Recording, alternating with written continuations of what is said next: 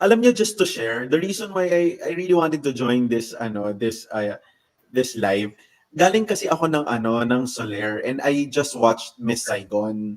Alam niyo, yung mga katabi kong nanood ha, tong mga kasi medyo front ako dahil kaibigan sa teatro. I was with Isay Alvarez and Robert Senya, mga origin na cast, no. Alam niyo, after nun, yung mga kasabayan naming millennial, mga bata, pati na rin yung mga matatanda, kinonect talaga nila sa posibleng magkaroon ng gera. O isipin natin kung ganyan ang epekto. Lalo na ako, I'm really invested sa Miss Saigon because galing ako sa Subic eh.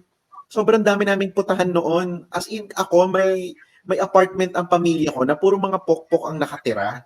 So ako, alam ko ang epekto ng pagkakaroon ng base militar, ng maraming kano sa kapaligiran. Alam ko yan. So, nung nanood ako ng Miss Saigon, yun ang usapan sa break time. O, tignan nyo, pag ito, marami na namang kano dito. Parang natatakot sila sa gera and lahat na yun pinag-uusapan. So ako, naisip ko, yan talaga yun eh. Lalo na sa amin sa Subic. Kasi meron na naman kami dong, nako, I don't know. Pero, yung mga may alam, kagaya niyan, may call center na magsasara sa Subic dahil hindi maganda ang relasyon ng administrasyon na to sa China. Tignan nyo na lang, no? Dito sa comment may nagsabing may pakinabang tayo sa US, may pakinabang din tayo sa China. Subukan nating isa-isahin para pumili ng side, di ba? Hindi tayo, in the first place, hindi tayo dapat pumipili ng side. Pero dahil yung administrasyon na to ay pumipili, bakit hindi natin timbangin kung tama yung pinipili nila? Yun lang yung point eh. Diba? Hindi, sakang ano lang din kasi doon, what do you mean by pakinabang? And what is the history of pakinabang? The United States has been in the Philippines since 1898. It's already 2024. So, actually, tayo yung kauna-unahang democracy in Asia, pattern after the United States. Bakit ka naungungsan ng communist country? 2 communist country pa yung naungungsan ka, Bex.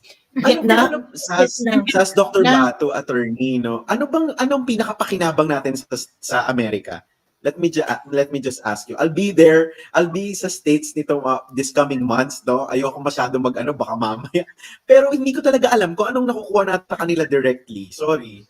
Meron tayong ine-export sa trading partner tayo.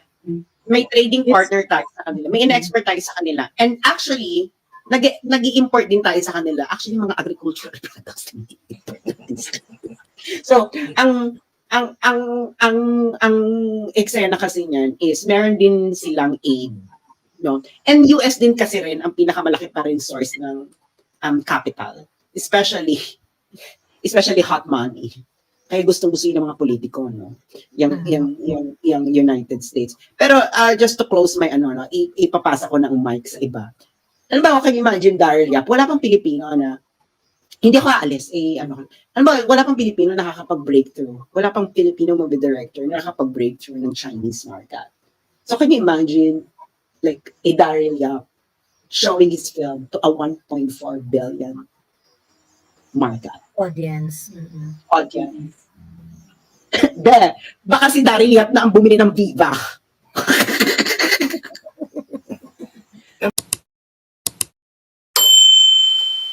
Ito paano, sa panahon ni Duterte, yung mga ang kabardagulan natin, kami sa comment section, ang kabardagulan namin, media, NPA, Dilawan, even international, Europe, lahat yan nag-criticize, lahat yan sasagutin, lahat yan kailangan may paliwanag. Ngayon, ang media, di na nagsasalita. Ang Amerika, pabor na. Di ba? Ang Dilawan, kakampi nyo na.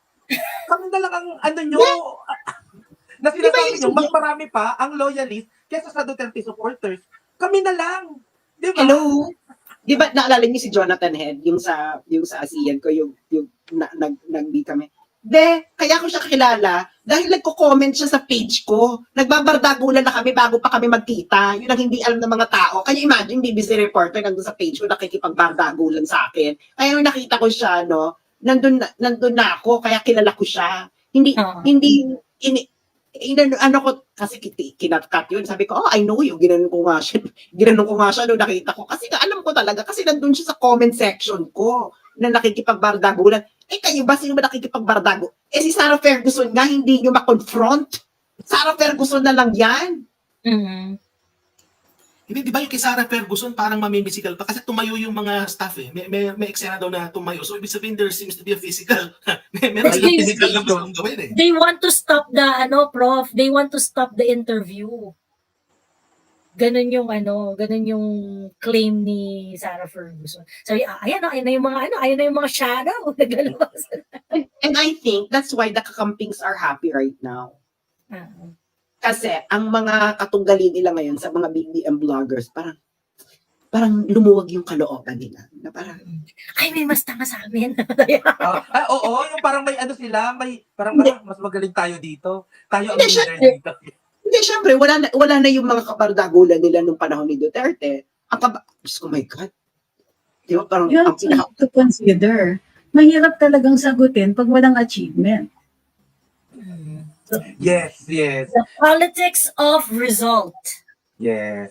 Sabi ko nga kung ano man lang, kung tinuloy nila yung sa Mindanao Railway Project, tapos kunwari extend mo pa, isipin mo makukuha mo yung may masasabi ka na nagawa mo na ito lang yung plan ni Duterte, in-expand ko pa. At the same time, Mindanao yun eh.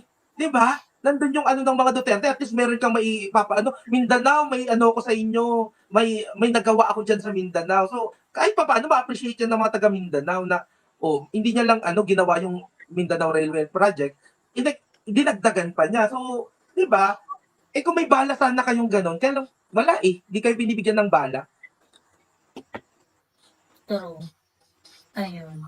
Doc Batu, sabi ni Fortupas, Dr. Batu, I'm really concerned po yung balita po na walang pumapasok na investment. What would happen to us? Eh, paano kung papasok ang investment, ang mahal ng singil sa kuryente? Nandyan pa rin yung red tape. Di ba? So, itong mga fundamental problems na yan, structural na yan eh. Hindi yan mareresolbahan yan ng constitutional change. Hindi yan kailangan dyan talaga pagbabago ng struktura. No? So, bureaucrat. yes. Classic example ko niya, halimbawa, ikaw ay investor, tatawag ka sa isang ahensya, may nakausap ka, the next day, same question, ibang isasagot sa'yo. Hindi ba? So makikita mo walang consistency sa policy. Yung kabale-balentong na kaalaman sa policy, hindi lang sa baba hanggang taas. Hindi ba? So hindi kumbaga talagang struktura na mismo hindi ito isolated case. And this is true for many agencies din. Nandiyan pa yung graft and corruption. So bago pa lang pumasok yung project, meron na gustong humingi. So how would and isa pa yung tax rates natin hindi competitive. Hindi ba? So anong ginawa ng China kung bakit sila yumaman? Naging competitive sila sa taxes, sa governance, di ba? So, marami tayong dapat na gawin sa ating economy. And nakikita ko nga na itong mga West Philippine Sea issue, di ba? Yung charter change, sideshow yan, yung mga interview. These are all sideshows, meant to distract the natin para gawin yung tamang gawin. Yes, attorney. Yeah, yun. Gusto ko yung comment eh. Lovely, pag Gina G, kailangan umaakyat. Kung Gina G ka, Saan kami nagsinungaling? Game.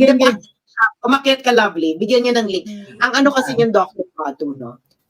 Everyone was hopeful nung nanalo si BBM, especially with the mandate that he got. Kasi with that kind of mandate, you can actually reform the bureaucracy so fast.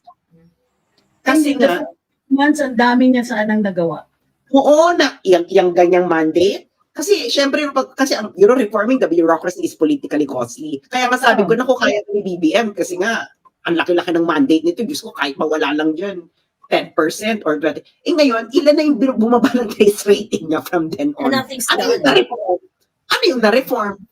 Saan nagamit yung political capital? Saan nagamit yung political capital? Ginamit lang niya sa pagpapagbardagulan kay Duterte. Is that bureaucratic reform? Is it something that would be useful for the Filipino people? Magbigay nga kayo ng isang ahensya ng gobyerno na reform ni BBM. Look at lang yung yung Love the Philippines video, putang punyeta. It happened under his watch. Saka paano parang ang hirap naman mag-invest kung ang sinasabi ni BBM. Isipin mo, papa-investin mo dito yung ibang bansa, tapos sasabihin mo, worrisome na ang sitwasyon natin sa West Philippine Sea. Di ba? Nagkakaroon na ng conflict. Sabihin mo, Yes. we are in the front line. Alam We niyo, are on the front ito, line. may dagdag ko lang din, merong incongruency yung domestic policy as far as, for example, attracting investments at saka doon sa foreign policy. Kasi makikita ninyo na yung ginagawa nila dyan sa West Philippine Sea, that creates geopolitical tensions and magkakos yan ng uncertainty sa markets, which is hindi siya consistent or congruent dun sa policy na pag-attract mo ng mga investors. Kasi isa sa mga concerns ng foreign investors, at the end of the day, they want profits, di ba? They want money, they want profits. At makaka-apekto sa profitability ng investments nila, yung geopolitical risk.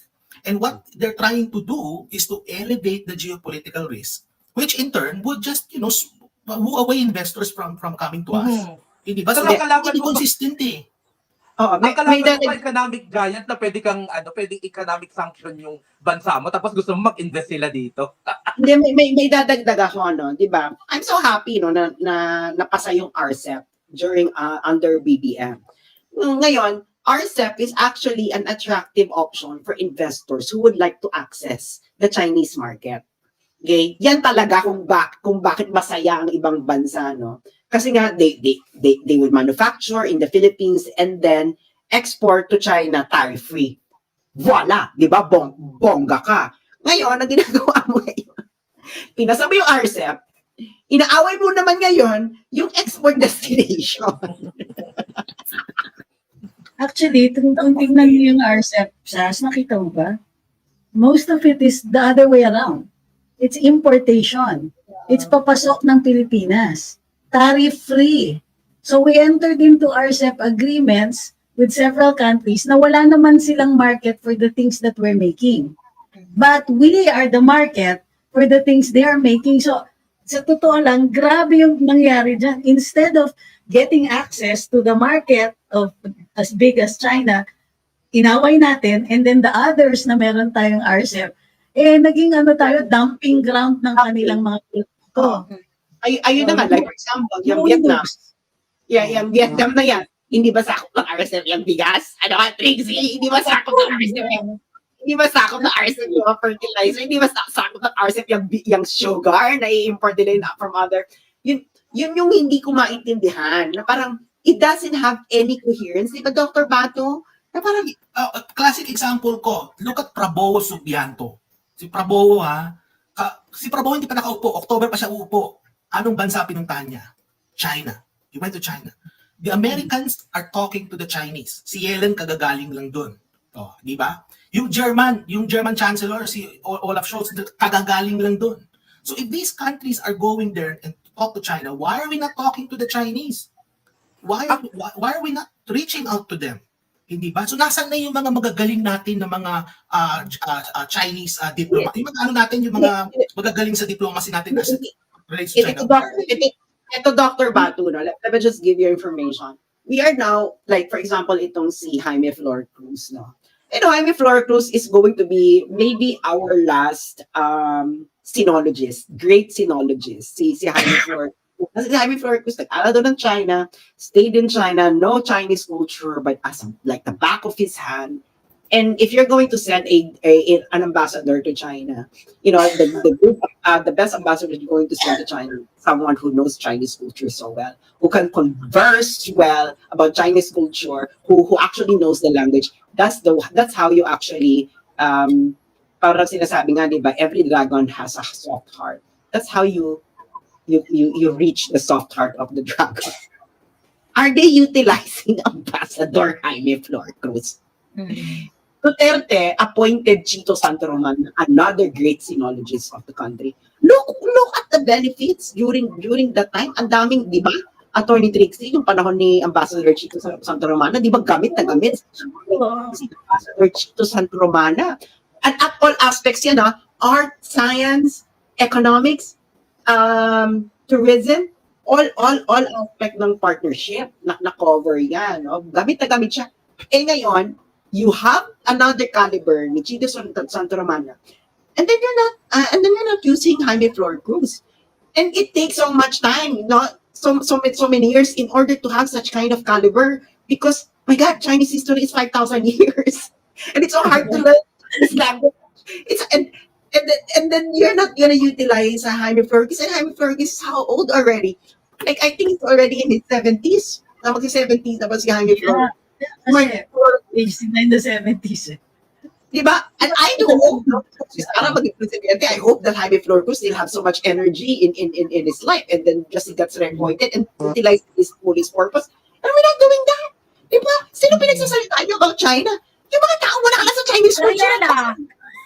You know what? We also work, nung panahon ng Duterte, we were also working on a way to help yung mga universities natin. Kasi nagkaroon ng policy na against foreign students, na yung hindi sila pwedeng mag-board exam dito. So, despite all that, their universities worked so hard to be able to get foreign students here. So, it's a form of investment, di ba? Magaganda universities natin, we can provide more scholarships for Filipinos. Magtatanggap lang tayo ng mga foreign students. What did we do? Look what happened sa Cagayan. 4,600 daw university students of PLA recruitment age. You know how many there are? Galit na galit si Tessie Ang Cruz. 460. At tinrabaho talaga ng university to get them. So, Yeah. with one hand, you're trying to get more students so that your universities will be viable. You lessen the tuition fee for locals. Taasan mo for the international students. Diba? The local students also get a cultural show. You know, they learn to interact with people from other countries. I don't see a downside to this. But we found one downside. You start accusing them of being PLA. Or, diba? You have this huge xenophobia of your own making, which is also affecting your local citizens. Tingnan mo, lumabas na yung Chinese community. Hindi, ang ano ko gusto niyan, ang ano, Kasi ang to back down. di ba, ang ano ko lang yan is, you know, you're entitled to your emotions. You know, you're Yeah. entitled to your emotions. But at the end of the day, do your emotions actually improve the economy of the Philippines? The bottom line. Economy. No? Military strike, it depends on your economy. Di ba? Wala pong military na lumalakas because you are borrowing strength from another country. Another country. In business, Dr. Badu, is Dr. Badu, in business, is borrowed money a liability or an asset? It is registered as a liability. It's liability. It's the same with power. No? Makinig kayo sa tight and fresh kipi. Makidagdag ko lang din sa issue ng international students, is that yung universities na involved dyan, may autonomous na sila eh. So which means that they could have agreements with other universities abroad to have student exchanges. No? Kasama yan sa na-grant sa kanila kasi na-achieve nila yung autonomous status. That's number one. Ikalawa, I don't believe na confined lang yung mga Chinese students dun sa lugar na yan. In fact, ang tagal ko nagturo sa Pilipinas at marami akong naging estudyante na galing mainland China. At sa Metro Manila, for example, you have students from China, from the Visayas, they're all over. So ang nangyayari kasi dyan sa case na yan sa Cagayan is napupolitika yung mga international students. Number 3 is yung xenophobia. We are treading a very dangerous territory. Kasi kapag nakita mo yun yan, na buo sa isip ng tao, nakaaway itong mga tao, baka may mangyaring masama sa mga students na yan. And if you are on the receiving end of this, put yourselves in the shoes of those students na nagpunta lang sa Pilipinas para mag-aral, para matuto ng English. At dahil competitive kasi yung ating education sector, hindi ba nila nakikita yun na kaya nakaka-attract tayo ng maraming students is because we are competitive. And what they're doing is that they will ruin the reputation of the Philippines as a premier educational destination. Yan ginagawa yan. So that will over the long run, makakasira yan sa reputation natin. Ang daming mawawalan ng trabaho, teaching staff, pagka nawala yung international students. Kagaya banggit ni Atty. Trixie kanina, there's this idea na isa-subsidize ng foreign students yung domestic students kasi mas malaking tuition na babayaran nila. Not to mention, yung mga non-teaching staff na posibleng na mawalang trabaho kapag ka nag-pull out yung mga students na yan. Ikatlo, yung local economies sa palibot ng mga schools na yan, they also benefit yung mga dormitories, yung mga canteen, ang daming contribution yan sa local economies. And last point is that alam to ng mga OFW tsaka ng mga gaya kong Pilipino na nasa abroad, yung discrimination. If you Yes. are on the receiving end of discrimination, masakit yan. Ang daming nanonood. Ako mismo, I experience racism dito sa Canada. Marami akong storya niyan. Ang daming nang nakikinig sa atin at nanonood ng mga nasa abroad ng mga Pilipino. They know what I'm talking about. Kaya please, tigilan na ninyo yung pamumulitika sa mga international students because that will do more harm than Harm. True. Thank you, Doc Batu. Ayan. Direk, hello! Welcome! Hi everyone. Sorry. Ayun. Tama yung sinasabi ni Doc. Tsaka, ano nga wala pa tayong ginagawa sa Chinese. Ang susungit na nila sa atin sa Hong Kong eh.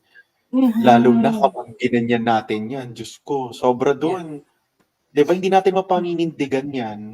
Ang mga Chinese talagang talagang may attitude. Kaya wag natin alam mo ako, magpakatotoo lang, no. Etong mga talaga, Diyos ko, hindi ko na talaga ito maintindihan. Hindi ako makapaniwala sa kachipan eh. May ganun kasing hindi talaga maganda. Yes, I'm from Subic. Alam ko yung call center na yan. Actually, hindi lang yun. Yung mga friends mismo ng admin na to, puro Chinese ang nag-donors niyan. Puro Chinese ang nag-fuel ng kampanya. Hindi totoong yung Hindi si Martin Araneta kaya. Kabulsitan niya. Parang Wala nga bahay ang mga kapatid ni Lisa eh. Walang sariling mga ari-arian yan dati. Hindi, alam nyo, pag natuloy itong pinaplano nilang persecution ng mga Chinese students, at pag naging international issues yan, at pag hindi na control ng Chinese Communist Party ang influx ng information sa social media ng China, patay kayo. Sinasabi ko sa inyo. Patay kayo. Sinasabi ko sa inyo. All your products na ine-export sa China, i-boycott yan ng mga Chinese. It happened recently, meron nga lang isa, tubig. Can you imagine yung tubig? Sa Mindanao, hindi na bibili ang mga prutas. May tubig yung merong sikat na tubig sa mineral water sa China. Tapos yung ginawa lang ng mineral water is, ang hilig niya maglalagay ng Japanese sa tubig. Tapos emotional ang mga Chinese pagdating ng Japan issue. No? Kasi may hindi pa parang pinag-sorry yung Japanese sa Chinese na incident yan. Sa Nanjing massacre. Oo. Dahil binoykot yung tubig. Alam nyo, in 2 days, bumagsak ang stock market value ng tubig na yun. Yun lang sinasabi ko sa inyo, you are entitled to your emotions. But remember, your emotions is like a butterfly in chaos theory. The butterfly will flip its wings and it can bring hurricane to your midst like Yolanda. And you will only experience this devastation once it's already there at saka kayo magsisisi sa huli. At ngayon, ako talaga, ito si Joey, saka si Coco, no, last year, inaaway-away nila ako. Kaya sinasabi ko sa inyo, kami nag-aaway-away din, no? O ngayon, nakikita na nila. Kasi nga, it's chaos theory. A butterfly swings, flapping its wings somewhere else will produce somewhere else. Meron ba kayong ganyan? Mga BBM supporters? Alam niyo bang chaos theory? Eto nga, Isa pa. Walas. Sige.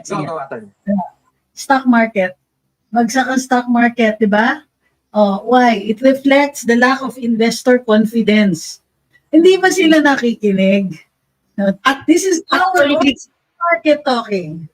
At Attorney Trixie, anong report kung bakit bumagsak ang stock market? Geopolitical tensions. Tensions, correct. Ito nga, yung mga effects sa Pilipinas, yung pangit na view sa Pilipinas na pwedeng maging result, lahat yun nasabi na nila. But I really want to stress, mag-ingat tayo sa mga gagawin natin sa mga Chinese dito sa Pilipinas because we should remember, there are also Filipinos in China. Kung ano yung, it might not be, most likely hindi yan gagawin kung ano yung mga ginagawa na, kasi may mga may mga nadi-discriminate na din ng mga Chinese dito sa Pilipinas. And for sure, meron din yung mga kamag-anak sa China na nababalitaan nila sa mga kamag-anak nilang nakikriticize dito. Imagine kung yung mga tao doon will criticize also the Filipinos there. 'Di ba? May mga umaakyat na nga sa live na sinasabi na may mga bagay na hindi sila magawa doon. So, kung may concern po kayo sa ating mga kababayan na Pilipino, huwag kayong masyadong sinupog. Kasi it will also happen, syempre, if example na lang, kung may gawin na discrimination sa mga Pilipino sa ibang bansa, syempre magagalit din tayo. Kunwari, may gawin na discrimination ng mga Vietnamese sa mga Pilipino, magagalit din tayo sa mga Vietnamese na nandito. 'Di ba? Tayo nga, tayo nga dinidiscriminate natin ang kapwa natin Pilipino, 'di ba? So ganun tayo kasama, wag tayong hipokrito, mga tayo. So sa akin, if we are concerned sa mga OFW natin, let's be careful sa mga ganitong galaw. Kasi Hindi, sila ang magsasuffer. Hindi, ang ano kasi niyan, halimbawa, ibibigay ko na lang sa inyo ha. Halimbawa sa Miss Universe, di ba? Yung beauty pageant na lang, no?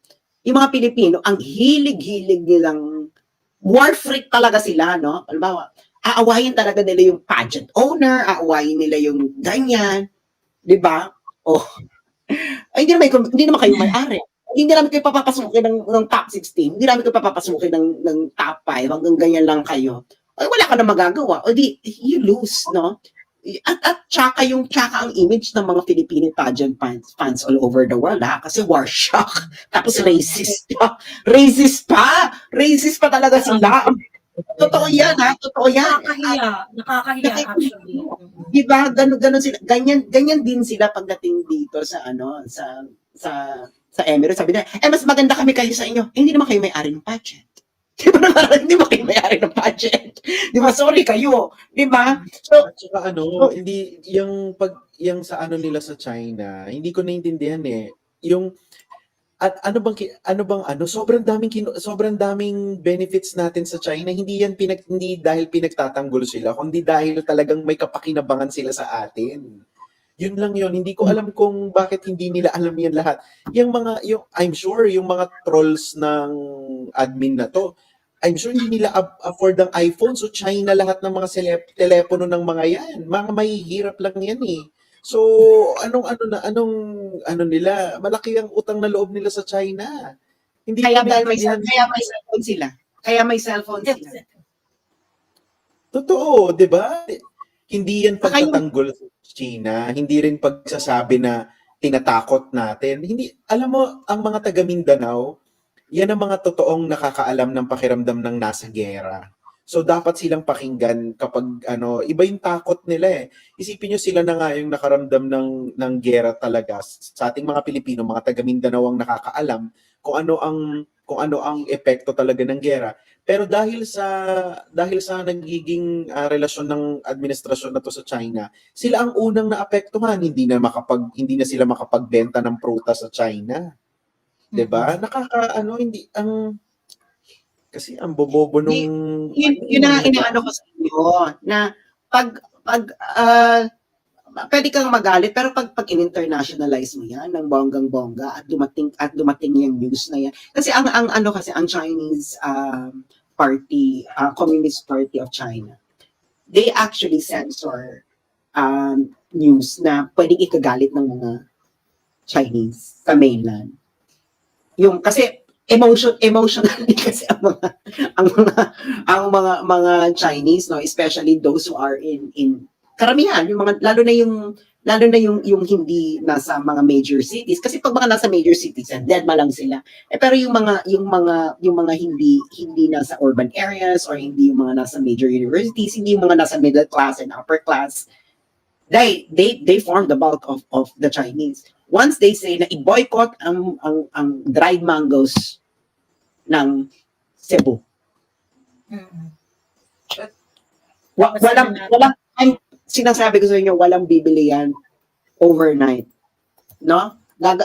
At hindi na yan makokontrol ng gobyerno ng China. Pag sinabi nagkaroon ng boycott Philippines tourism.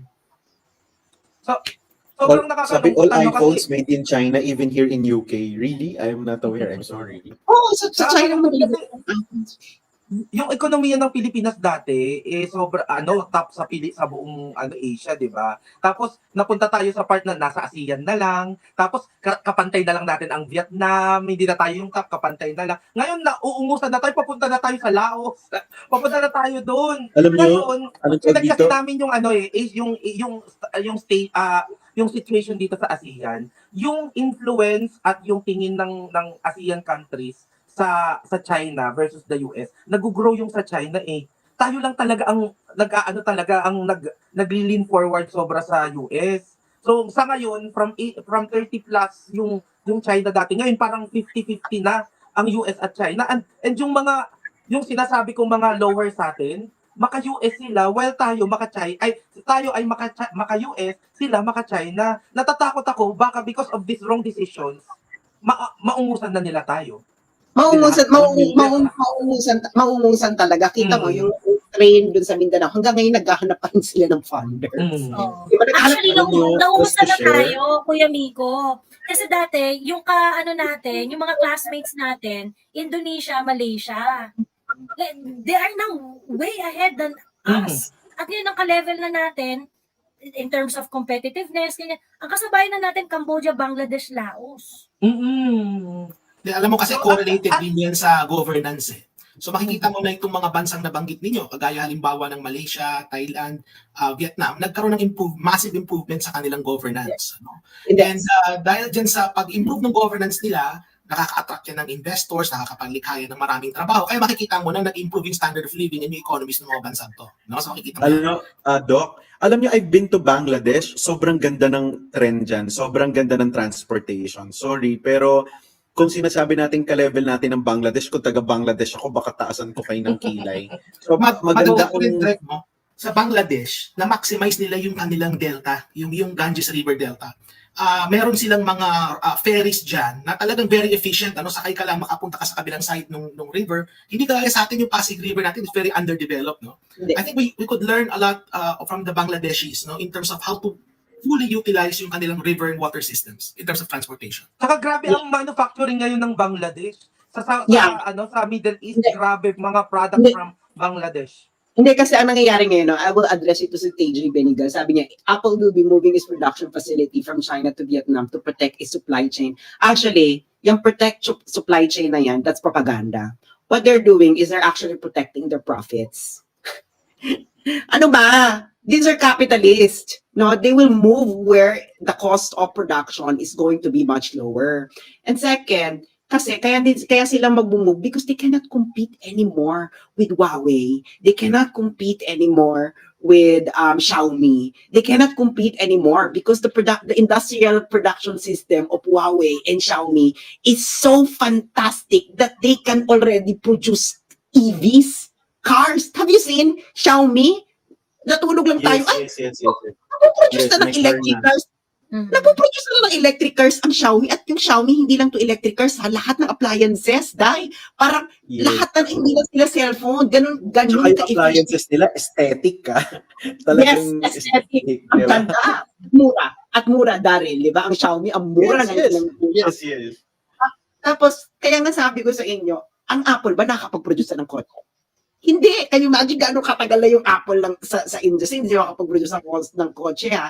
Ganon na sila, hindi na sila makakompete. So they have to move somewhere else where the production cost is low. At kanino ba nila i-export ang kanilang Apple products? Answer me. Kanino? Saan bansa? China. That's a 1.4 billion market. Bet 1.4 billion. Alam niyo ba kung gaano katagal kayo makabilang ng 1 billion? It will take you 32 years of your life if you're going to count 1 per 1 second. At wala kang hinto. Ganyan karami yan, no? So, huwag kayong magmaganda. That's a 1.4 billion market. Totoo. Alam niyo, just to share, the reason why I really wanted to join this live, galing kasi ako ng Soler, and I just watched Miss Saigon. Alam nyo, yung mga katabi kong nanood itong mga, kasi medyo front ako dahil kaibigan sa teatro. I was with Isay Alvarez and Robert Senya, mga Origyan na cast, no? Alam nyo, after nun, yung mga kasabayan naming millennial, mga bata, pati na rin yung mga matatanda, kinonect talaga nila sa posibleng magkaroon ng gera. O isipin natin kung ganyan ang epekto. Lalo na ako, I'm really invested sa Miss Saigon because galing ako sa Subic eh. Sobrang dami naming putahan noon. As in, ako may apartment ang pamilya ko na puro mga pokpok ang nakatira. So ako, alam ko ang epekto ng pagkakaroon ng base militar, ng maraming kano sa kapaligiran. Alam ko yan. So, nung nanood ako ng Miss Saigon, yun ang usapan sa break time. O, tignan nyo, pag ito, marami na namang kano dito. Parang natatakot sila sa gera and lahat na yun pinag-uusapan. So ako, naisip ko, yan talaga yun eh. Lalo na sa amin sa Subic. Kasi meron na naman kami dong, nako, I don't know. Pero, yung mga may alam, kagaya niyan, may call center na magsasara sa Subic dahil hindi maganda ang relasyon ng administrasyon na to sa China. Tignan nyo na lang, no? Dito sa comment may nagsabing may pakinabang tayo sa US, may pakinabang din tayo sa China. Subukan nating isa-isahin para pumili ng side, di ba? Hindi tayo, in the first place, hindi tayo dapat pumipili ng side. Pero dahil yung administrasyon na to pumipili, bakit hindi natin timbangin kung tama yung pinipili nila? Yun lang yung point eh. 'Di ba? Hindi, sakang ano lang din kasi doon, what do you mean by pakinabang? And what is the history of pakinabang? The United States has been in the Philippines since 1898. It's already 2024. So, actually, tayo yung kauna-unahang democracy in Asia, pattern after the United States. Bakit ka naungusan ng communist country? 2 communist country pa yung naungusan ka, Bex. Vietnam. Sas Dr. Bato, attorney, no? Anong pinakapakinabang natin sa Amerika? Let me just ask you. I'll be there. I'll be sa States nito this coming months, no? Ayoko masyado baka mamaya. Pero hindi ko talaga alam kung anong nakukuha natin sa kanila directly. Sorry. Meron tayong ine-export sa Trading kanila. partner tayo. May trading partner tayo sa kanila. May ine-export tayo sa kanila. And actually, nag-i-import din tayo sa kanila. Actually, mga agricultural products. So, ang eksena kasi niyan is meron din silang aid, no? And US din kasi rin ang pinakamalaki pa rin source ng capital, especially hot money. Kaya gustong-gusto yun ng mga politiko, no? Yung United States. Pero just to close my ipapasa ko ng mic sa iba. Alam ba, okay, imagine Daryl Yap, wala pang Pilipino na, hindi ako aalis, alam ba, wala pang Pilipino nakakapag-breakthrough. Wala pang Pilipino movie-director na nakakapag-breakthrough ng Chinese market. So can you imagine, like, a Daryl Yap showing his film to a 1.4 billion market Audience.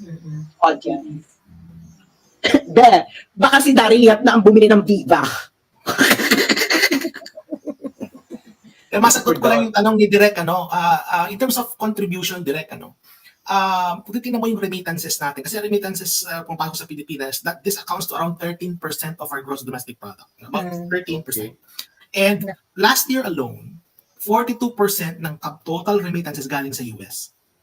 So, in other words, kung almost half nung lahat ng pumapasok na remittances sa Pilipinas, galing US. So that means yung remittances galing sa US alone would account to around 5% of our GDP, give or take.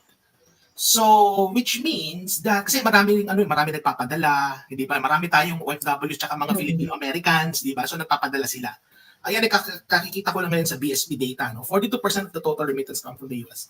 So, ibig sabihin, yung remittances yun. Pero, in terms of yung actual government contribution talaga sa atin, hindi siya significant eh. Nabanggit ni Sas yung foreign aid, nandyan din yung mga gamit na ng mga weapons, no? Yung mga used mga artillery, kung ano-ano pa. Merong technical assistance, no, na galing sa US. Bahagi yan ng official development assistance. Nandyan din yung mga investment na pumapasok. Meron din mga investor galing sa US, So yan yung mga contributions na nakikita natin. Pero again, at the end of the day, tama ka, Direk eh. Sa rule kasi niya ganyan, hindi ka dapat, you don't need to take sides. Sa mga foreign investment, for example, the more the investment coming in, the better. Coming from different sources. Yeah. So it's bad for the economy, yung strategiya na ginagawa nila ngayon na they're picking sides. Kasi yan, anti-development yan eh. Kumbaga dapat nagawa natin dyan is we have to be friendly to everybody. Kung talaga bang totoong open ka for investors, dapat open ka to anyone who's willing to invest, hindi lang sa isang side lang. Ang ano ko rin, no, halimbawa itong military, di ba yung magbibigay sila ng military aid? Ang hindi kasi naiintindihan ng mga Pilipino dyan, that military aid is actually FMS, foreign military, what's this? Basta yung sa weapons yan. So, bibili ka sa kanila ng weapons. Bibili ka sa kanila ng military equipment. The military equipment, ang ipambabayad mo, yung grant mo at or loan from the United States. Ngayon, ano yung mabibili mo? Ang mabibili mo is yung kanilang mga pinaglumaan na. Ganun kasi ang Amerika. Ang ibibenta nila sa'yo, yung pinaglumaan na nila para makapag-manufacture release sila para sa sarili nila. Nagigets mo? Nagigets nyo ba? Kaya yung mga dinidispose nila yan, bibilin mo. Ma-access mo, yun ang bibilin mo. Pero the top of the line weapons, they're not gonna be with you, no? Unang-una, hindi naman tight and fresh ang keeping mo for them to give it to you, for you to have access to that. Ngayon, yung perang ibibigay nila sa'yo, kailangan bibilin mo rin yung mga paglulumaan nila. You cannot buy, for example, weapons from South Korea, or you cannot or equipment from South Korea or from Japan. It's just really for exclusive consumption ng mga pinaglumaan ng United States. Ito yung mga end of life na or pa-end of life na yung mga i-dispose na nila. Ano nga parang sabi ko, yung parang, wag niyong gamitin yung mga gamit ng China. Kung galit na galit talaga kayo sa China, wag niyong gamitin yung gamit ng, wag kayong bumili, magtangkilik ng kahit anong from China. Kasi you are improving the economy, nagko-contribute kayo sa economy nila, dahil mas marami silang pera para gamitin sa kanilang military. Diba? Tapos tayo naman, ayun kasi, hindi natin na ma-maximize yung benefit sana dito sa relationship natin. 'Di ba? Hindi naman porket we have good relationship with China and US, parang best friend na tayong kung ano-ano. We are just maximizing, 'di ba? The benefit that we can get. 'Di ba? Katulad nung panahon ni Duterte, di magdo-donate sa atin ng China. Pag nag-donate sila ng pera dito sa Pilipinas, hindi na natin kailangan gumastos ng pera para doon sa kung saan naman dinonate nila. Anong binibili ni Duterte? Bumibili siya ng mga barko, ng mga defense systems, yung mga ganun. So ngayon, we have more money nagagastusin doon sa pampalakas ng West Philippines natin. 'Di ba? You are maximizing the benefit from these countries para palakasin yung military natin habang hindi pa tayo malakas. 'Di ba? Hindi pa natin kaya. Kumbaga sa ML, late game tayo. Madagdag ko lang, Coco, is that pwede kasi nating i-leverage yung strategic competition between US and China eh. So for example, if the Americans really, want to use us as, part of their strategy to contain China, pwede tayong humingi ng concessions. On the same token, na nakikipagkompetensya ang China sa US, we can also ask for concessions. So in other words, kumbaga, dapat magpaligaw tayo eh. Kumbaga parang sa babae yan, maraming nanliligaw sa'yo, di ba? Pwede kang manghingi ng regalo at kung ano-ano pabor doon sa mga nanliligaw sa'yo. Ay, nangyayari sa atin ngayon, may sinagot na tayo na isa. And then, ang nangyari ngayon, confined tayo doon sa isang yon. Hindi natin magamit yung ating, yung ating attractiveness, para maging as leverage, para makakuha pa tayo ng mas maraming benepisyo. Hindi, ang ano kasi niyan is, the bottom line kasi niyan is the politicians wants piece of the action. Wala naman silang pakialam sa inyo, no? Yung mga nakikinig sa amin. Wala silang pakialam sa iyo. No, wala silang pakialam kung naggutom ka, kung tsaka yung sinasakyan mong train. Dahil hindi naman sila nagtitrain. No? Hindi din sila nag-MRT. Wala silang pakialam sa public transportation. Wala rin silang pakialam kung may mura kang electricity or wala. Dahil pera nila yung ginagamit nila pambayad ng electricity nila. So, alam mo yun, na parang they don't care. Kaya ikaw, magiging issue lang yung electricity. Bababain ko ang electricity, magiging mura. Pag gugustuhin nila yung boto mo. Pero pag nakaupo na sila dyan, wala na silang pakialam. Like itong sa United States, makipag-partnership tayo. Malaking pera po ang dumadaan dyan. It's by the millions. I'm pretty sure karamihan dyan meron ng property sa United States, meron or sa EU, ganyan, 'di ba? Pero they don't really care. They don't really care about your development. They only care about kung kanino sila mas may maipapacket, no? And most probably it's United States. Ganyan naman ang United States, no? Mahilig sila mag-bribe ng mga politicians in order to buy whatever. But you have to understand, no? You have to treat these countries like your customers. and you don't alienate customers. Diba? If you want them to buy your products, pwede mo bang bungangaan yung isang customer? Lalo na yung customer na yun, may 1.4 billion market. Dex, wag ganon. Dapat ano ka, katulad ka ni Daryl Yap, di ba? Open and fresh ang kipi to everyone. Parang karinderya. Alam mo, madagdag ko lang kay Sasa, no, yung Zimbabwe nga, di ba? Yung utang ng Zimbabwe sa China, parang pinatawad na sila ng China. Yun yung pagkakaalam ko dyan, yung utang. Ano? I mean, has the IMF, for example, have they forgave our loans? Ano? Yung mga utang natin sa mga Western countries, pinatawad ba tayo? So I mean, may ganung relasyon din kasi sa sa China, no, na generous sila. And by the way, no, hindi ibig sabihin na kami dito we don't really favor China. Tayo pro-Pilipinas po tayo dito sa ating discussion, ano. Kasi nakikita ko rin sa comments sinasabi nila na ano tayo daw pro-China. Hindi po. Kami po dito ay pro-Pilipinas. Kasi alam nyo, kung ano yung mas makikinabang tayo, doon tayo. So kung makikinabang tayo sa pakikipagrelasyon sa pareho, Estados Unidos at China, doon tayo dahil para po sa ating bansa itong ginagawa natin. Di ba, Sas? It's simple. It's pinagtanggol nga ni si Sas pa nga yung nag-isa-isa kung ano yung benefit natin sa US Di ba? Di ba siya pa nagsabi na ito yung mga benefit natin sa US? Kung pro-China siya, kung pro-China kami, di sana, hindi na, wala, sinabi na lang namin, walang benefit. Di ba? Even though hindi namin gusto yung mga proseso ng mga ways ng US, we still, dapat friends natin both.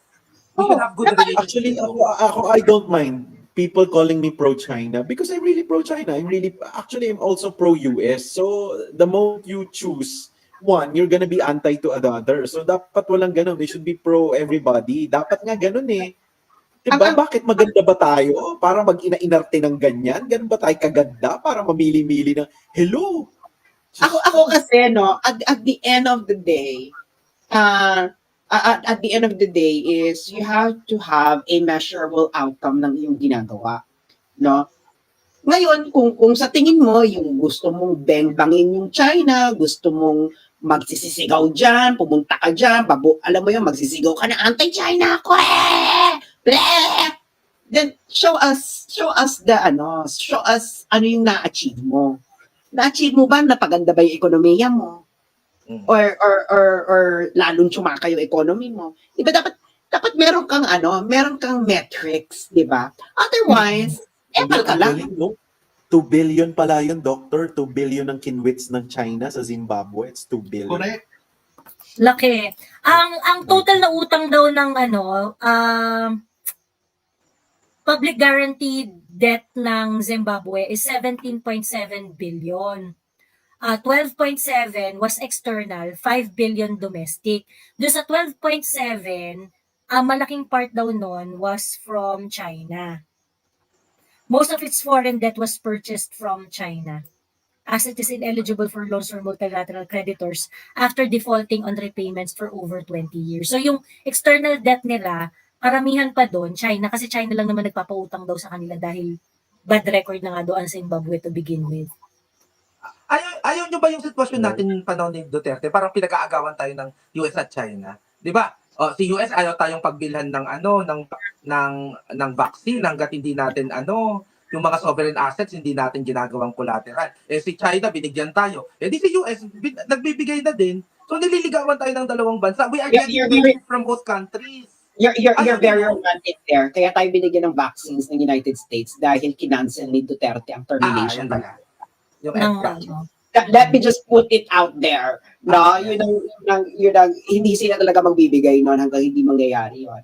Di ba pinalaya si Pemberton? Di ba doon nag-umpisa, di ba, naloka yung mga tao. Bakit pinalaya si Pemberton? Ano yun, tahi-tahi yun. Pero the thing is, what exactly do you want from the United States? What products? Ano bang meron sa bahay ninyo ngayon ang nabibili nyo from the United States? Is there any made in the USA products in your house right now? Doon po tayo mag-umpisa. Mm-hmm. Is there anything? None. Okay. Now, kung wala naman pala, at inaaway mo yung pinag-aangkatan mo ng produkto, putang ina sa kapupunta. Kung ayaw na sa iyo, pag ayaw kang pagbila nung inaaway mo. Hyperinflation. Oh, exactly. Di ba, Dr. Bato, galit na galit sila sa inflation ngayon. Wala na halos silang maano. Tapos gusto pa nila akawain yung pinag-aangkatan nila ng produkto. Dahil sa West Philippine Sea. Lamunin nyo yung West Philippine Sea. Tingnan natin. Na pinag-aangkatan din ng produkto nung binabala mo. Kami nga sa Subic meron kaming mga 110. Sa amin na yan mga 110 na saksakan. Kasi ang mga gamit namin lahat galing US way back. Oo. No? Kami So, meron mga kayong may 110. Sa totoo yung lang, regulator? JVC. Oo, JVC ang mga namin. Lahat kami American appliances kami lahat. Pero hindi kami I don't know. Hindi kami, alam namin kung anong kalakaran. Kaya kami nga mismo sa Subic, alam namin yan. Yung mga mangingisda sa Zambales, di inaano nila ino-OA ng media na kesyo ginanito, kesyo ganyan. Pero pag pinakinggan mo talaga yung mga mangingisda, alam naman nila yung pagkakamali nila. My God, hindi lang ako taga Subic, taga San Marcelino pa ako, Zambales pa ako, Masino. Yung mga mangingisda, ang tanong lang sa kanila, anong ginawa sa inyo? Binomba po kami ng tubig. Hindi tinatanong, ano bang ginawa nyo? Hindi sila tinatanong ng ganun eh. Ang tinatanong lang, anong ginawa sa kanila? Ako bilang taga doon, alam ko na makukulit tayo. No? Ako hindi kasi ito naiintindihan ng mga kababayan natin. Try nyo maghanap ng interview tungkol sa mga mangingisdang binobomba o hindi pinapayagang mangisda. Tanungin nyo sila kung bakit sila ginanon. Nagpapaka-Judy Ann Santos kaagad na inapi yung mga mangingisda natin. Alamin natin kung paano, kasi hindi ako maalam sa usaping pangkaragatan, pero may mga ruta kasi yung mga yan na kapag hindi mo sinunod, agad-agad kang susuhituhin. Hindi yan simpleng hanggang dito yung teritoryo namin. Hindi lang ganun yun. Meron pang kung paano mo i-maniobra yung vessel mo, paano mo iikot yung barko mo. Kapag ganito yung direction mo, ibig sabihin may nilabag ka kahit nasa teritoryo mo ikaw. May ganun yun hindi yan ina-explain sa mga kababayan natin. Yung mga mangingisda sa amin, sa Zambales ganyan. So hindi sila tinatanong. Laging tinatanong anong ginawa ng China sa'yo. Hindi sila tinatanong bakit kayo binomba. Ang sagot, nangingisda lang kami. Bakit? Paano kayo mangisda? Saan ang ruta ninyo? Anong ginawa ninyo? Hindi sila ginaganyan Kaya natatawa kaming mga taga doon. Kaming taga Zambales. Hindi, Pero romantic na lang. ang ano kasi niyan, hindi rin kasi alam ng mga Pilipino yung mga kalakaran dyan, no? Halimbawa, at alam ko po to, nagkwento po sa akin to ay Philippine Coast Guard. Puta, hindi ako sa Pilipinas, tanong sa Philippine Coast Guard. Hindi na kasi ito kinukwento, no? Pero tama ako, Sas, no? May ganun, no? Hindi lang porket teritoryo mo. May mga, yung bilis ng barko, yung ikot ng barko. Meron po diyang kalakaran, no? Chinese, Vietnamese, and Filipino fishermen. Okay? Anong kalakaran yan? Lalo na yung poaching, di ba? Halimbawa, di ba may mahuhuli sila ng Chinese na may poach, dala-dala. Yung mga pinopoach, ang hindi alam ng mga Pilipino, may kalakaran dyan. Ang mga Pilipino, sila, kung gagawin nila, sila magpo-poach, ibibenta nila sa Chinese fisherman kasi nga, mas mahal yung kikitain nila pag nagbenta sila ng pinoach. Kaysa, manguhuli sila ng isda. No, ganyan yan. Meron dyan tawag something triangle ng poaching dyan sa South China Sea. Ngayon, ikaw, syempre, makikita mo, huli mo yung Chinese, makikita mo, ay, nandito yung mga sea turtles, ay, kinuha na nagpo-poach sila sa ating karagatan. Ay, yung mga Chinese fishermen, hindi marunong mag-English, dahil, hindi mo sila, Explain na, binili lang namin to. hindi yan marunong mag-English. Dahil, kahit nga sobrang edukado sa China, hindi naman ganun kagaling mag-English, lalo ni mga fishermen, kaya hindi mo sila may interview ng maayos. Hindi, makikita mo lang yan, kasi illegal ang poaching sa China. Makikita mo yun sa court records. No? May mga nabasa ako ng court records, doon ko nakikita. Kasi syempre, huli sila sa China kasi nagpo-poach ka. Bawal yan, illegal. So, muna makikita na binili lang nila doon sa mga fishermen, Vietnamese, Filipino, ganyan. Meron niyang trade dyan kay umarte. No? Yan ang hindi alam yung mga Pilipino kasi na parang, parang, napaka-innocente natin. Mga bakla, mga Pilipino tayo, no? Virgin. No, hindi lang laging virgin yung Pinoy. Parang laging walang alam. Actually, may yung parang, di ba, parang awang-awa kami, di nakakapangisda, tinataboy ang ating mga mangingisda dyan sa West. Actually, eto nga, nagulat ako, may article sa The Manila Times, January, ano to parang January 27, 2024, PH Fishers laments in action versus Vietnamese in West Philippine Sea. Ang nirereklamo ng mga fishermen natin from Zambales at from Palawan ay yung mga Vietnamese fishermen ang tumataboy sa kanila. May Nagwiwelta pa interview sila. ko yun, recent, ano lang to, today ko lang napanood sa SMNI. In-interview nila yung head nung mga mangingisda, Association ng mga mangingisda, dyan sa Mesambales. And they attested to the fact na they're being harassed now. Mhm. They're being harassed by Vietnamese fishermen. Papanood. Pakihanap ang video, madam. Ito, Para- may video to, ito. PH fishermen protest on BBM's negligence amid Vietnam's reclamation and poaching in West Philippine Sea. Meron yung mga video sa tuklasin natin. Meron din. Actually, ang daming nagbalita nito.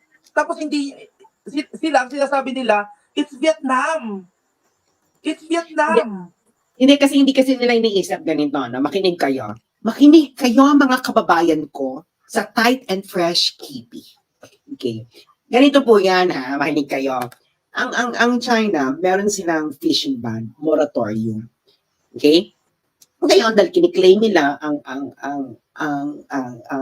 na fishing ground nila yung karamihan ng karagatan dyan sa South China Sea, so they apply it to a vast extent of the sea. Actually, it's not the entire South China Sea. You know, sa Scarborough Shoal, sa Paracel Islands, and then dyan sa may Spratlys. Dyan talaga sila nag-enforce ng fishing.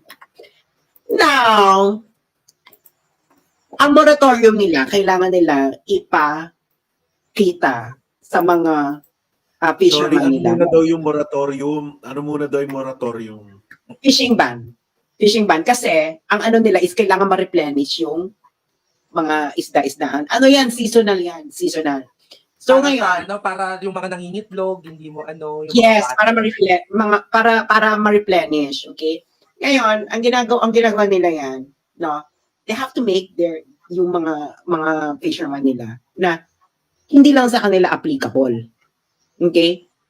Kaya nga, huwag kayong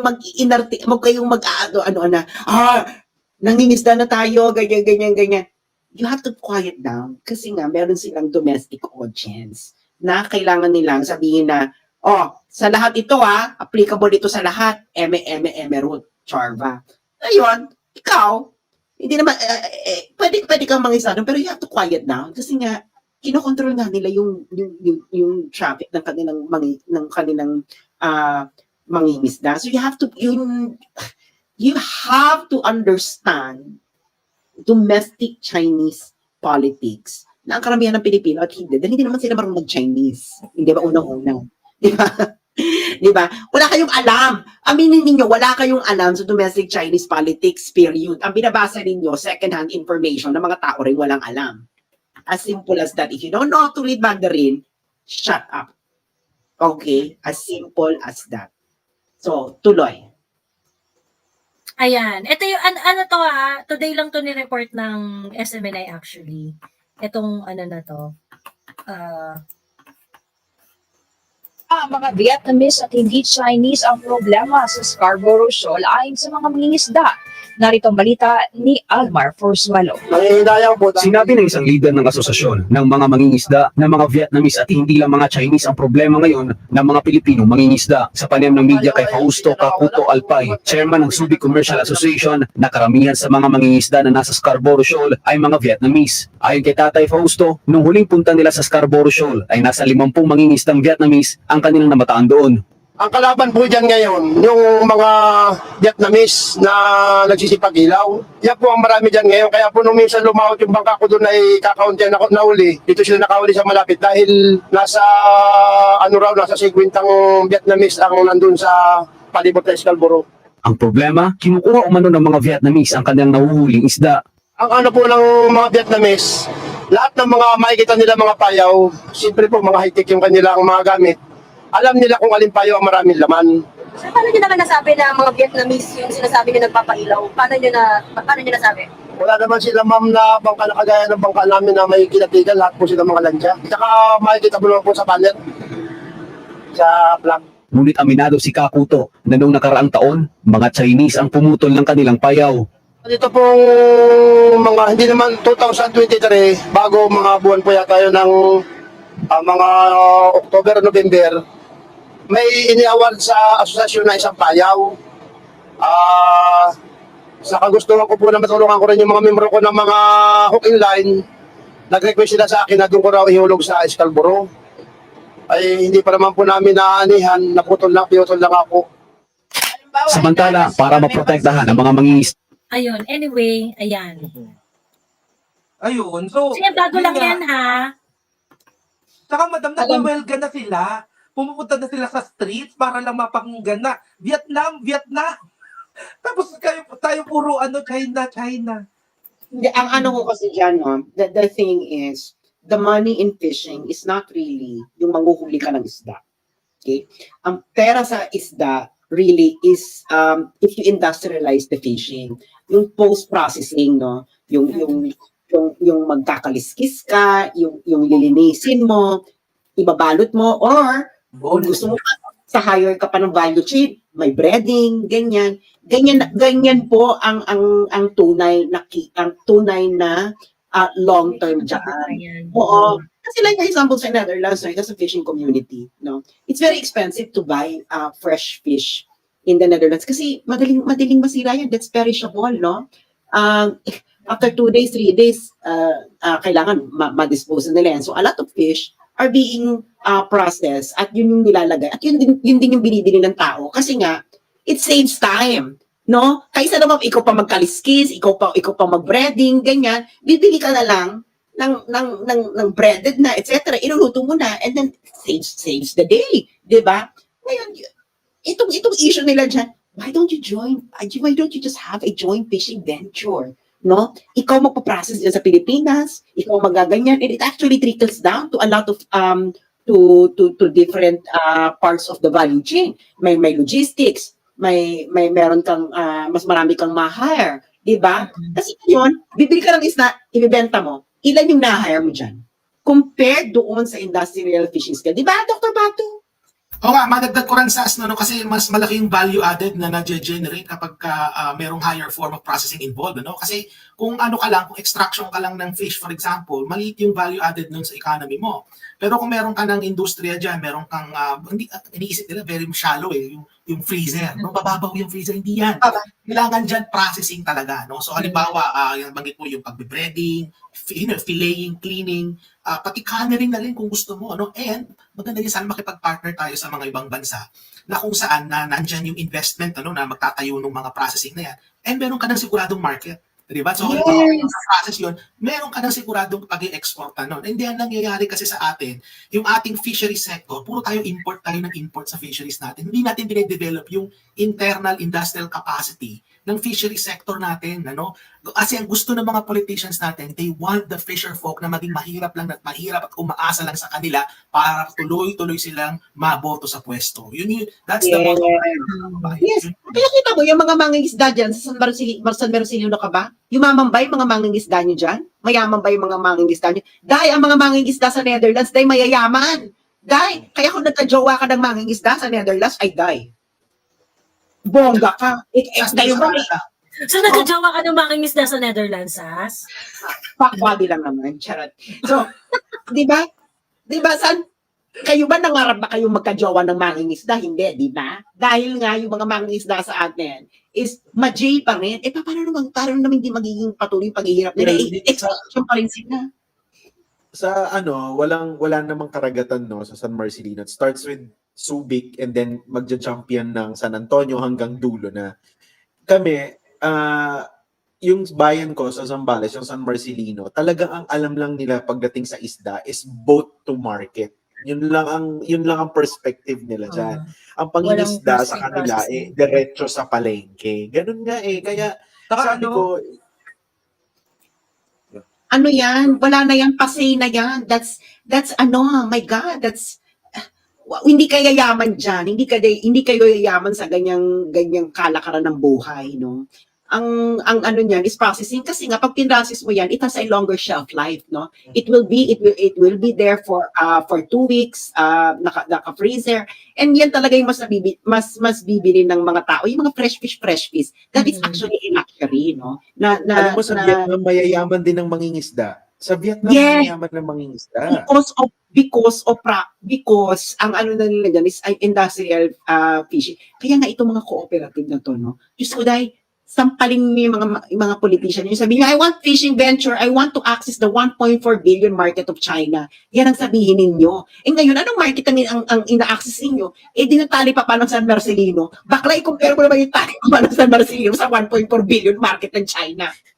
Saka mas maganda sa Kasi, sa super Pilipinas favorite country ko yung Vietnam eh. Alam nyo, pag sila, yung mga ano nila, tayo, news sa atin yung mega sardines, di ba? Yung sinasabi nila from mula dagat, nilalata na nila agad. Alam mo, yung mga bangka ng Vietnamese, may ganun. May latahan mismo sa mismong bangka nila. Yun yung ano sa atin, di ba? Kino-commercial pa natin yan. May sarili kaming barko na kapag nakuha na namin ang isda, agad na namin nilalata sa loob ng barko. Parang may ganun na commercial yan eh. Eh mga bangka sa Vietnam, ganun, mga bangka as in bangka. May ganun, may bigla ng ilalagay sa lata. Saka, mas beneficial sa gobyerno natin kung tayo magpa-process. Kasi kung isda lang yun, wala yung VAT. Wala kang tax dyan na VAT, di ba? Pero pag process na yan, di dagdag income sa gobyerno. Through VAT. Saka mas marami ka mabibigyan ng trabaho. Kasi nga, yung mangingisda ka, ilan lang ba may trabaho dyan? Eh, yung mangingisda, ano ba yan? 10 tao. May tax pa sa, pag mas marami nagtatrabaho, mas maraming tax. Yes, Alam mo, dito ako pinaka nainggit. Ito si Geek o Goody ito. Ducks pa yung mga fishermen na nakikita ko sa pampang ng North Sea sa Europe. Di ba? Sana ganyan. Ang mga ano. Charot. Hindi nga, yun ang ano natin, no? Kita mo, parati silang yung ano pa nila, yung mga pang telenovela, itong mga mangingisda, bakla. Dapat ang telenovela natin ngayon, ang mga mangingisda, yung mga mayayaman na, ganyan ang eksena. Saka yung mga, mga mangingisda kasi that's part of the agricultural sector. Hindi ba sa Europa, may mga agricultural parties, and then they're very, very strong. Dahil nga mayayaman yung members nila. They can influence policies. At mga members, yung mga magsasaka, mga mangingisda. Ngayon, yung mga mangingisda, sa DC movie yung Aquaman, 'di ba mayaman yung fishing village, 'di ba? Sa Aquaman yung ang gaganda ng bahay, tapos may mga sariling pub, may mga property, may yate, may parola, 'di ba? Ganun ang mga mangingisda sa ibang bansa, hindi mahirap. hindi nga Hindi mahirap. ganun ang depiction, hindi ganun ang depiction. Kasi Dito nga, sa Canada, kasi sorry, singit lang, Mike, lang. Sa Canada, dito, no, yung aming agriculture sector talaga dito, napaka-powerful nila.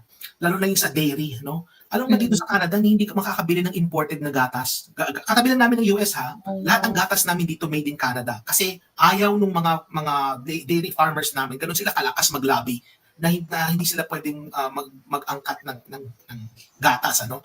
Diyan sa Pilipinas naman, napakahina ng ating mga agriculture. Nakakalungkot nga sa madagdag ko rin din na yung ating current agriculture secretary, kung di ako nagkakamali, galing sa fishery sector to. Hindi ba? So, bakit nagkakaganito pa rin tayo? Walang nangyayari, lalong-lalo na fisheries pa naman. Hindi, rin kasi siya, oligarch. So, that's oligarchy capture, yung Department of Agriculture na. That's oligarchy capture, as simple. Di gagawin niya yung mga policy na makikinabang siya. As simple as that, Diyos ko Lord. Ang ano lang natin, mga friendship, we have to think wisely. No, your emotions will not let you think wisely. Otherwise, if you're gonna rely on emotions, hindi ka na sana nagkaroon ng jowang tatanga-tanga at binubugbog ka. Diba? Ganun lang kasimple yon, mga bets, no? You have to think wisely. Your emotions, you're entitled to it, but it will not give you bread on the table. As simple as that. Pero, sabi ni Crisostomo Ibarra, anong solusyon sa mga problema natin? Actually, 50% ng solution is really to understand the problem. The thing is, nandun pa lang tayo sa level ng pag-intindi ng problema pagkatapos hindi maintindihan ng Pilipino. the way we look at it, tinitingnan natin siya na parang isang drama. 'Di ba? Like, kawawa mga fishermen, pagtanggol natin. Yung fact na mahirap pa rin yung mga fishermen mo dito sa Pilipinas, yun ang unang problema bago yung hindi sila makapangisda. Diyos me, matatagal-tagal ng panahon. Ano tayo, compose tayo of how many islands. And yet, busabo sa mga mangingisda natin, ang hihirap. But Alam niyo, may nag-text lang sa akin ngayon, no? If yung family to, fisherman family to sa Zambales. Sabi nila, dun kanina in reaction dun sa pinapanood mo, Joey, na nagsasabi na Vietnamese yun, hindi Chinese. Alam mo, may mga friends din daw silang Vietnamese na kapag ang kwento na nasa China na, ang sasabihin na ng mga Chinese, kapag Pilipino yung nakalaban nila, Vietnamese. Kasi di ba magkakamukha tayong lahat. So ngayon, nagkakalituhan yan. Hindi daw talaga nila alam kung China ba yun, kung Pinoy ba yun, o Vietnamese ba yun. Isa lang daw ang nag-give away na Pilipino kapag nag-English. No? Kasi ang Oo, Vietnamese, kasi tayo lang. ang Vietnamese, walang care yan sa English. Pag nag-English ka, pintadong-pintado ka na ng mga Chinese o ng Vietnamese na Oo. Pilipino. Hanggat hindi ka nagsasalita, hindi nila malalaman eh. Kasi tayo, siyempre mga Chinese, kung babad sa araw yan, ano na yan, tan na rin yan. Mukha ng Vietnamese yan, mukha ng Pilipino yan. 'Di ba? So, sila talaga, nagkakatalo talaga sila dyan. Sa kalakaran nila, ano bang usapan dyan sa dagat? Kasi pare-parehas mangingisda yan, not unless sobrang high-tech yung mga bangka. Tayo na lang naman ang hindi ganun eh, yung may paradar. Tayo, desagwan pa rin tayo hanggat-hanggan eh. So, yun yung problema sa atin. No? Saka, hindi natin Tatanong ko yan dito ha. Yung mga nagtatanong kung bakit wala na si Attorney Trixie, maaga raw yung meeting niya bukas kaya bumaba na siya. Ayan. Saka yung di tayo makaisip ng tamang solusyon kasi ang liit nung tingin natin. 'Di ba? Hindi natin linalawakan. Sabi ko nga, syempre kung nakikita mo diyan parang dinudura-duraan ang Pilipino, syempre magagalit ka talaga. 'Di ba? Kung nakita mo sabi natin yung water cannon, dinudura-duraan ang Pilipino, ang Pilipino ng China. Syempre magagalit ka. Pero pag wider view pala ang tinignan mo, lumayo ka ng mas malayo, nakikita mo, yung China at Vietnam pala, nagsasampalan, di ba? Mahal pa pala yung syempre kung yun lang talaga ang tinitignan mo, magagalit ka talaga. Pero pag tinignan mo yung kalakaran sa paligid, di ba? Tinitignan mo lang, China kasi ang nandun. Pero pag tinignan mo yung buong mapa, yung Vietnam pala ang mas maraming occupied. Yun pala yung Vietnam yung nagpapalaya sa mga fishermen natin sa traditional fishing ground. Nakikita mo, yes, duraan tayo, ayaw natin magdura, pero tayo pala nakapatay. Di ba? Di ba tayo pala nakapatay? Ang Vietnam pala tapos ang China nagbubungguan siya, nagsasapakan. So ngayon, ang tingin mo doon sa dinuduraan ay meron pa pala yun. Bakit ako magagalit? Sila nga hindi nagigera. Mahal pa pala yung nangyayari sa atin. Tayo nga pala nakapatay, nakaganito. Yun yung problema eh. Tsaka hindi natin tinitingnan yung history. 'Di ba? Kaya pala tayo nag-aagawan diyan kasi noon pala bago dumating ang Spanish and everyone, lahat pala tayo gumagamit diyan. Kaya lahat tayo may historic claim. Kasi lahat pala tayo, noon pala, nagkakaisa tayo, lahat tayo gumagamit dyan. Kaya pag tinignan mo yung history, lahat naman pala talaga tayo gumagamit dyan at nangingisda dyan. Kaya nung sinabing may mga teritoryo, si China may claim na, noon pa sa amin yan eh. Ang Vietnam ganun din, sa amin yan eh. Tayo may ganun din na claim sa atin yan. So, para tayo makakita kung ano yung solusyon, malaman natin yung solusyon, dapat lawakan natin at habaan natin yung pag-intindi natin. Tapos ang niyan, halimbawa, ito yung Indonesia parating lalo, di ba? Kasi dati nagpapasabog din ng mga foreign fishing vessels ng Indonesia.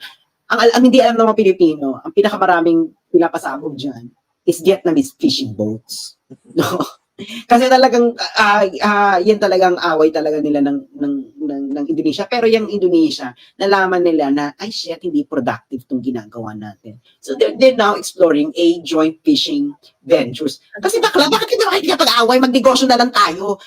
Ganun lang kasimple yan, no? Tingnan mo yung China, wala tayo mag-away, magnegosyo na lang tayo. Diyos ko, ano bang, paano ba tayo magnegosyo dito? Paano ba tayo pareho magkakapera?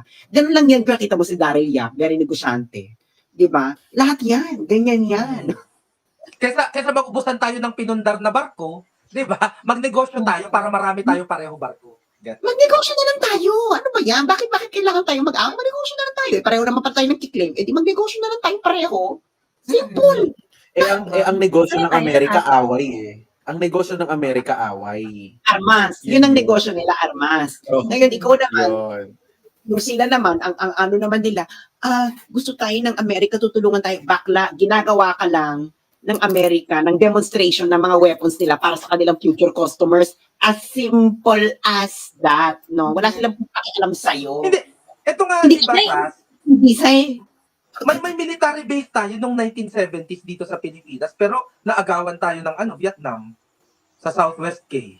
Oh, tinulungan ba tayo para maibalik 'yon? Diyan sa yung standoff, 'di ba? Pinauwi tayo ng Amerika, tinulungan ba tayo na nagalit ba sila sa China? Na China, bakit hindi ka nag-back off? 'Di ba may meeting, may agreement tayo? Wala din naman. Alam mo, kung tinulungan tayo doon ng US, di sana wala tayo ngayon dito. Kasi nga, ang Dapat concern track ng record yung US, Amerika na meron silang kapaki-pakinabang na silbi sa atin pagdating sa issue ng agawan ng isla dyan agawan ng features dyan sa South China Sea. Si Judith Esteban, sabi niya, totoo po ba kaya na dumadami Chinese students sa Cagayan dahil daw sa state visit ni BBM sa China?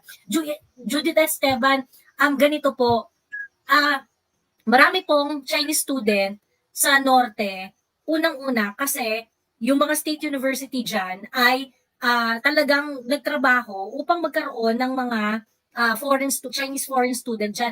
Meron po tayong Chinese consulate sa Lawag, Ilocos Norte. Ang ano ko lang is, They take advantage of that fact. Kasi para dun, mas madaling mag-travel, mas madaling doon. Hindi. ganyan. ang ano ko lang din is, naman ngayon kung maraming Chinese students, gumagastos sila dyan. Di ba? Pwede ba, Diyos ko, dahay, tanungin niyo muna ang sarili niyo, ano naman ngayon kung may mga Chinese students? Gusto niyo ba yung mga Chinese magtanong, bakit ang daming Pilipino OFW sa China?